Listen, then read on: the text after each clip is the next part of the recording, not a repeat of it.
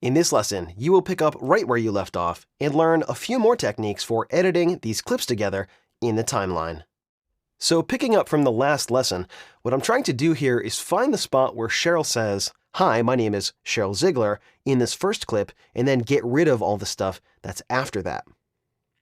So let me click and drag and find that spot here.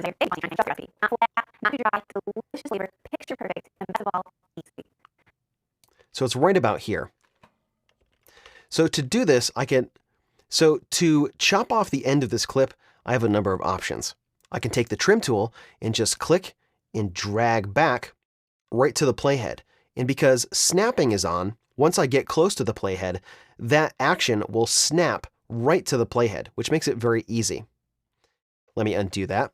I can also slice this clip right here, which is another one of these tools. You can see there's a razor tool here if we hit the C key. And I could grab that, and I could slice this clip right here. Then I could change back to the selection tool, and I could make a selection, and then I could just delete this. It does the same exact thing. Let me undo both of those actions. Another way that I can do a very similar thing is with the keyboard shortcut Control-K. Now, if I zoom in here, and I move the playhead back, you can see that I have added an edit, which did a very similar thing as the razor tool. Now, this is a little bit different than grabbing the razor tool and slicing this clip, because Control-K only adds edits on the tracks that are selected. So if you look over here, you can see that video 1 and audio 1, 2, and 3 are all selected.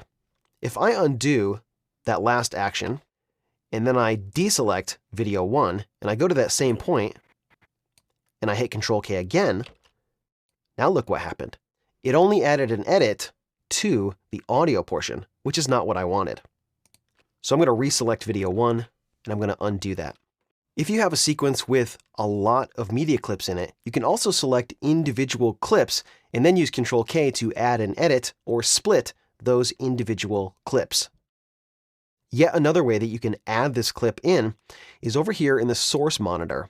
There are two functions right here. There's an insert and an overwrite.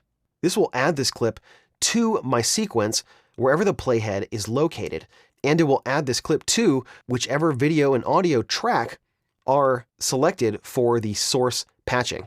So let me zoom out here and I'll show you what that means. So now you can see my whole clip here. And so I want to add this clip right here. If I press the insert button, that's going to insert this clip, and everything to the right of this clip is going to get scooched to the right. So it's basically making room or making space for this clip to go, and then it's inserting it on video 1 and audio 1. Let me undo that. If I select audio 2 and video 2, if I hover over, you can see that it says source patching for inserts and overwrites. Now, when I press insert, it's going to do the same action, but it's going to insert that clip on the second video track and the second audio track because that's where I have the source patching selected here. Let me undo that. I'm going to put this back to video 1 and audio 1 here. And let's take a look at what overwrite does. Overwrite adds the clip to the sequence, but it overwrites whatever was there. So now if I play this, easy. Hi, my name is Cheryl Ziegler, and in this video, it basically took this part of the clip and it overwrote directly over this clip, which is fine. All of these ways are perfectly acceptable.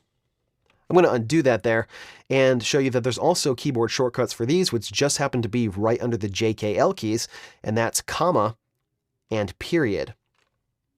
In my source window here, if I hit the comma key, that's going to perform an overwrite, and it's going to put that clip right down here. And so now let me play this transition here. Easy. Hi. It's a little bit weird. You can hear there's two breaths there. So let me zoom in on this position and see if I can refine that. Easy. Hi. I think what I'll probably do is take this part of the clip and just pull it to the right just a little bit by holding Control and performing a ripple edit. Easy. Hi. That was a little bit too much. Let me scooch that back just a little bit by a few frames. Hi. Easy. Maybe I'll take this clip here and I'll just scooch it back with a ripple edit in this direction. All easy. Hi, my name is Cheryl Ziegler. Easy. Hi, my name is... So that's not the smoothest transition, but I'm going to clean that up by adding a cutaway shot. I can also change where this edit point is by using the rolling edit tool. The rolling edit tool trims the in point of one clip and the out point of the other while leaving the combined duration of the two clips unchanged. To better see that, I'm going to zoom out here. And I could grab the rolling edit tool by pressing N on the keyboard, or I could come over here and actually change the tool by clicking in the Tools panel. But it's also available as a mouse modifier by hovering the mouse right over this edit point and then holding down Control. So if I click on this edit point and I pull this back, you can see what that's done there. It's moved the edit point, but it hasn't changed the length of these two clips combined. Let me undo that. If I were to perform a ripple edit, I would hold Control and just move the mouse over just a little bit. And now when I do a ripple edit, it changes the length because I'm basically changing the out point of this clip and I'm deleting the gap that would have been created between these two clips. So I'm effectively changing the duration of these two combined clips. Let me undo that. If I just perform a regular edit, the combined duration of these two clips has changed, but there's a gap in the middle. So to get rid of the gap, I could take this and slide my footage back down and it'll snap to the edge of this other media clip here. Let me undo that. I could also right click in the middle here and choose Ripple Delete, and that'll do a very similar thing. But I am changing the length of these two clips, which is not something that I want to do. So let me undo that and see where this edit point is now. And best of all, easy. Hi, my name is Cheryl. So I want to get it right where she says hi. Best of all, easy. Right about here. So I'm going to hover right over this edit here. I'm going to hold Control down, which brings up the rolling edit tool. I'm going to click and drag right to the playhead. Easy. Hi, my name is Cheryl Ziegler. And that's right about where I want to have that edit point. Now, I know it doesn't look very smooth, but I'm going to patch it together with a cutaway shot. And you're going to learn how to do that coming up next.